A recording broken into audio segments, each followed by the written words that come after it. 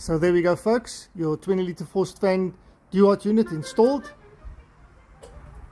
with your gas piping running through the bottom in conduit over the house. There was also a gas stove installed, so we've combined it, a high pressure regulator with two Astros cut-off valves, which will then feed this installation. 248s, as your Duot needs a bit more gas in the winter, not to starve it.